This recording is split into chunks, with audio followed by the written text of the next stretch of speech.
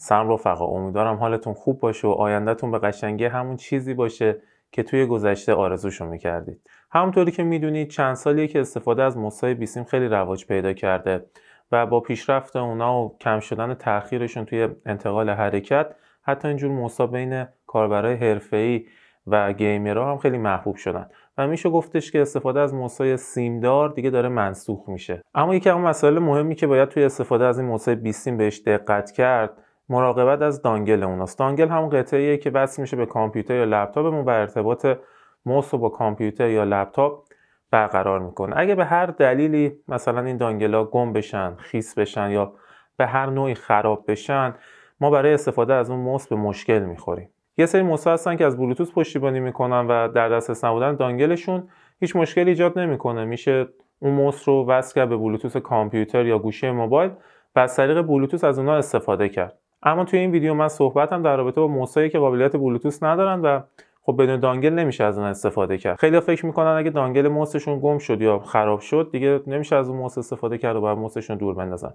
اما این واقعیت نداره. در واقع میشه گفتش که اکثر برندهای معروف برای این مشکل راه حلی گذاشتن و من تصمیم گرفتم توی این ویدیو در رابطه با حل مشکل گم شدن دانگل موس دو تا از برندهای پرفروش توی ایران صحبت کنم. احتمالا خیلیاتون میدونید که توی برند ایرانی موس پرفروش‌ترین موس‌ها توی ایران از برند تسکوه و توی برندهای خارجی پرفروش‌ترین موس تو کشورمون برند لاجیتکه. من توی این ویدیو در رابطه با حل مشکل گم شدن دانگل موس‌های تسکو و لاجیتک صحبت میکنم. حالا شما اگه موستون از برندهای متفاوت دیگه هم هست، احتمالا میتونید با همین روشی که من توی این ویدیو بهتون آموزش میدم مشکل خودتون رو حل کنید. البته اگر موس شما از برندهای متفرقه است یا اصطلاحاً نو برنده، احتمال اینکه بتونید خب مشکل حل کنید خیلی پایین میاد. ولی این روشایی که من بهتون آموزش میدم معمولاً روی برندهای معروف و مطرح جواب میده. خب اول بریم سراغ موس‌های برند تسکو. من خودم چند وقتی بود که یه دونه موس تسکو داشتم از مدل TM633 که دانگلش رو گم کرده بودم. خب تصور میکردم که از اونجایی که تسکو برند ایرانیه و موس من نه خب قابلیت بلوتوث داره و نه از دانگل‌های یونیفای پشتیبانی میکنه، دیگه از این موس نمیتونمش موقع استفاده کنم و گذاشته بودمش کنار. تا اینکه قبل از ساخت این ویدیو این به ذهنم رسید که با پشتیبانی تسکو تماس بگیرم، این مشکل رو باشون مطرح کنم و ببینم که آیا راه حلی هستش که من بتونم یه دانگل برای موسم پیدا کنم و باید کلا دیگه قید موسمو بزنم. یادمه که وارد سایت گوگل شدم و سرچ کردم خدمات پس از فروش تسکو. وارد سایت service.tesco.ir شدم. توی اون سایت توی صفحه اولش یه لیست کامل از تمام اون نمایندگی‌های خدمات پس از فروشی که توی شهرهای مختلف ایران هست رو به من نمایش داده بود. خب من طبیعتاً روی نمایندگی مرکزی یعنی نمایندگیشون توی تهران کلیک کردم، آدرس شماره‌اش رو دیدم و از اونجا با شماره این دفتر خدمات پس از فروششون توی تهران تماس گرفتم. وقتی با گروه پشتیبانی تماس گرفتم ازم خواستن که مدل موس رو بهشون بگم که من مدل موس رو از پشت موس خوندم TM633. بهم گفتن که چون این موس در حال حاضر در حال تولیده و ما داریم این موس رو میفروشیم، دانگلش رو هم داریم. بهشون گفتم که این موس الان توی بازار خب قیمتش بین 200 تا 300 هزار تومانه. دانگلش چنده؟ چون می‌خواستم اصلا بدونم که ارزش داره من هزینه کنم برای دانگلش یا نه. چون من اون لحظه که می‌خواستم این دانگل رو سفارش بدم توی تهرانم نبودم و طبیعتاً خب یه هزینه ارسالی هم باید بهش می‌خورد. به من گفتن که این دانگل 40,000 تومانه و هزینه ارسالش جزو خدمات پس از فروش شرکت تسکو و هزینه نمیخواد پرداخت کنید برای ارسالش.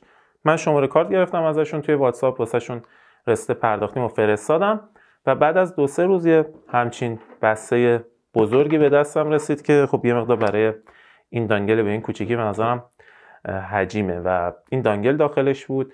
من این دانگل رو به لپتاپم وصل کردم و متوجه شدم که خب موس بازم کار نمیکنه. یعنی من این دانگل رو زدم، موس رو چند بار خاموش روشن کردم، کلیک کردم، کار نمیکنه. یه نکته دیگه هم اینجا بهتون بگم، اگه شما دقیقاً یه موس بگیرید با همین مدل از برند تسکو، این موس با اون دانگل هم کار میکنه. چون من یه نوع موس دیگه داشتم دقیقاً همین مدل از برند تسکو، این موس هم با اون دانگل وصل میشد. یعنی هر دو تا موس رو وصل میکردم، با اون دانگل استفاده میکردم. زنگ زدم به گروه پشتیبانی دوباره، گفتم که من موسم با دانگل اون یکی موس کار میکنه، اما با دانگلی که شما برام فرستادید اصلا پیر نمیشه. احتمالاً خب دانگلی که من فرستادید یا خرابه یا واسه یه مدل دیگه است که به من یاد دادن چجوری میتونم این موس رو با این دانگل جدید پیر کنم که میخوام به شما هم آموزش بدم. خب روش پیر کردن دانگل جدید با موستون خیلی ساده است. شما کافیه که دانگل رو وصل کنید به لپتاپ یا کامپیوترتون، بعد موستون رو حالا اگه دکمه آن و آف داره یه بار خاموش روشنش کنید، اگه نه یه بار باتریشو در بیارید دوباره جا بزنید تا این چراغ قرمزی که پشتش داره روشن بشه. حالا بعضی از مدل‌ها البته این نور قرمز رو نداره. کافیه که خاموش روشنش کنید یا باتریشو در بیارید جا بزنید. بعد از اینکه این کارو کردید بلافاصله باید دکمه چپ و راستش رو همزمان برای چند ثانیه نگه دارید. بعد از چند ثانیه که این دوتا دکمه رو با هم نگه می‌دارید یه صدایی میاد و این صدا نشون دهنده اینه که موستون با این دانگل جدید پیر شده و از اون به بعد موستون کار میکنه. پس اگه بخوام یه جمع‌بندی کنم، اگه موس شما از برند تسکوه، کافیه که با یکی از دفاتر خدمات پس از فروش تسکو تماس بگیرید توی شهرهای مختلف و ببینید که اون مدل موس شما رو دانگلشو دارن یا نه.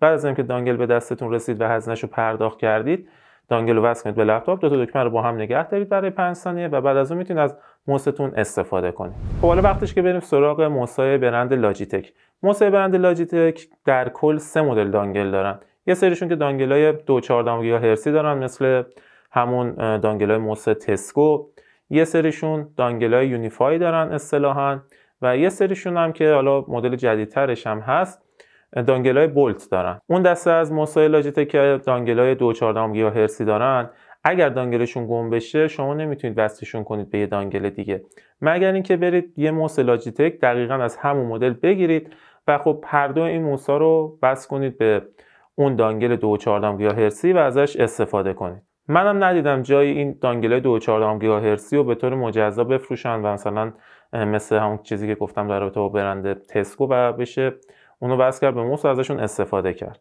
اما معمولا مدل گرانتر موس لاجیتک از دانگل‌های بولت یا یونیفای پشتیبانی میکنن. حالا چطور میتونید بفهمید که موستون از این مدل دانگل‌ها پشتیبانی میکنه یا نه؟